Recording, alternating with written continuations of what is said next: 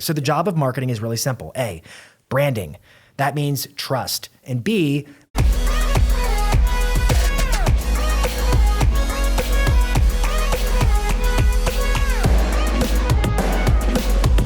there's a principle in human psychology. It's called the mere exposure effect. Say that again. There's a principle in human psychology called the mere exposure effect. We got his FM DJ voice going there. That was very nice. I thought so too. Yes. Thank you. What does that mean? What it basically, it explains away, I think, why marketing works the way it works. And what it says in essence is that people, as consumers, just as people in general, they are more willing to buy from or hire from businesses with whom they are the most familiar. And so there's this key word, that word familiar. In other words, like if I don't know you, I'm not going to become a lead. Does that make sense? I mean, you wouldn't do it. If you throw an offer like, hey, download this today and you're entered to win, I have no context for you. So does familiar equal trust?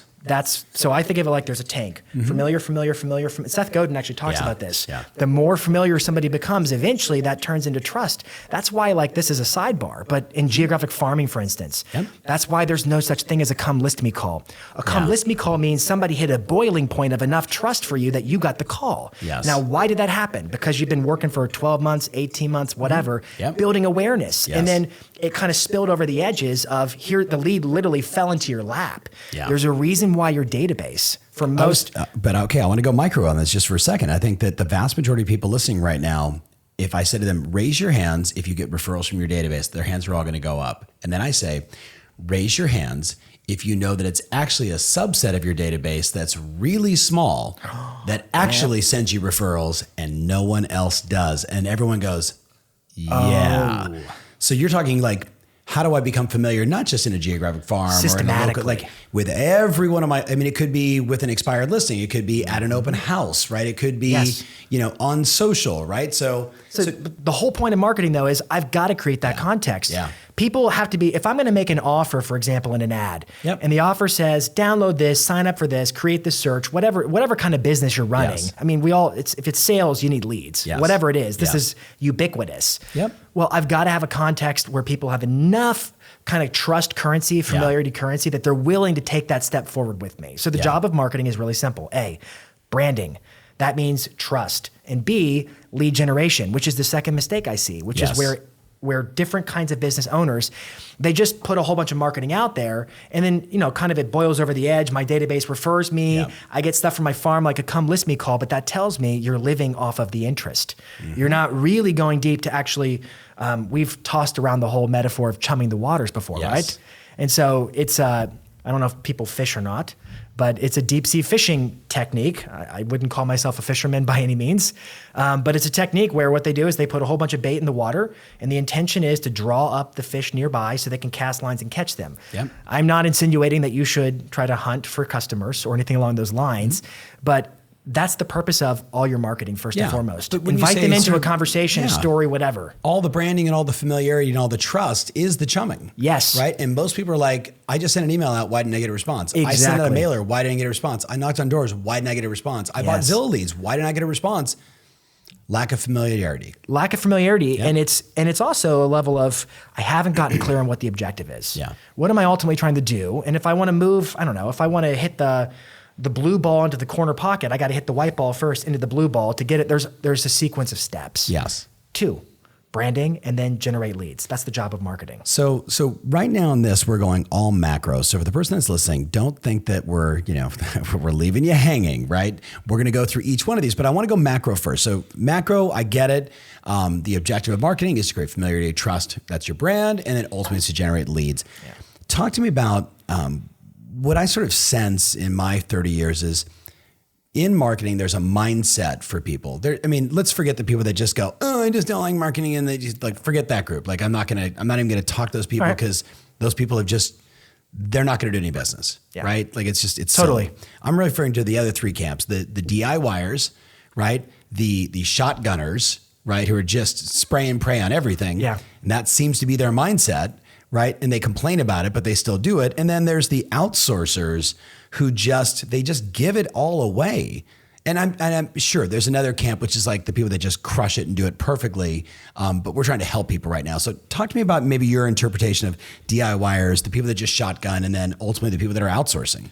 Well, so I'd say this. I think we're talking in all cases, whatever they are, the DIYers, the shotgunners, the outsourcers, in all three of those cases, we're talking about business owners, I would contend. Yes. And so they're in that same camp. And when I look at any business, I mean, any business, Netflix to Lowe's to Home Depot to the your dry business. cleaning company down the street, my business, right? Any Someone business. that sold us this table, right? Yeah. They have three main chunks of business, three main departments of business. They've got their operations, they've got their marketing and their sales. Yeah. And operations is like, that's what I sign. If I'm a real estate agent, that's me being a real estate agent. Yes. Showing properties, going through deals, etc. That's operations. It's serving my customers. Listing launch, managing the money, closing the escrow, It's right? the thing I got my Running license to the go business. do. Yeah. But then the reality is I'm not just, in this case, an agent. I am a business owner. Yes. And as such, I then assume the responsibility for all the stuff that makes this thing go. And that means marketing. And the job of marketing, we just said, is getting leads. Yep. And then I give those leads to a sales team. Like I'm here with you. We got a sales floor. Marketing gives them leads. Sales follows up, books appointments, gets customers. It's a very basic strategy. Yeah, it's just the way it goes. But when I talk about the mindset of most business owners, they're busy. That's their mindset. They're hurried. They want results. They look at their operations as, this is my job. So for instance, my job is to be an agent. I need this to be fast and easy. And so either I become a DIYer and I do a little bit, and good, that's great. Oftentimes the challenge there is I'm not really investing the forethought into the strategy and what I'm trying to achieve. I'm hurrying up and getting something done. Or they just love to do it and they spend all their time doing that and everything else falls apart. Yes. Yes. So, I mean, the mindset is very simple. It's an ownership of, you know what, this is a business. I'm running my business. There are going to be parts of what I do, like my mother-in-law. She owns a flower shop, just for instance. Yes. Does she just make flowers all day long? What do you think? Probably not. Probably not. That's right. She's responsible. What would she love to do? Make flowers all day long. But what she really would love to do is have a business that's making a lot of flowers for sale for a lot of other happy customers, which is what she's done. So they've got multiple office sites now. They've got employees, they've got payroll, they've got marketing and customers and sales and all that stuff. Like her job is to run the business. So the mindset with marketing is a simple recognition that says, I'm in business. And because I'm in business, I became responsible for the strategy of my marketing plan. Yes. Now, like you said, we're going to do this in stages. So we'll get into tactics.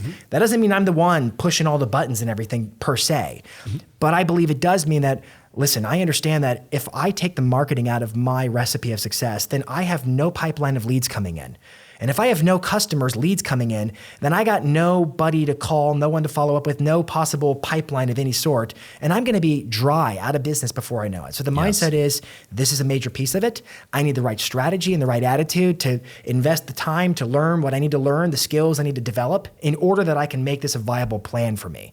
Does that make sense? 100%. Is there a book or two that you would recommend when you think about getting clear on your marketing strategy, your objectives and the two buckets, and then ultimately their mindset?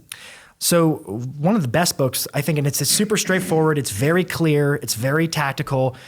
And I sort of praise it because it has... Excuse me. Yeah, you're good. That's good to be on a podcast. Spring. It's springtime. Yes, That's what it is. This book doesn't have a lot of fluff. Yeah. It's just straight to the point, which I appreciated. It's Donald Miller's book, Building a Story Brand. Yep. I think it's written for business owners. Yep. So I would recommend any business owner read it.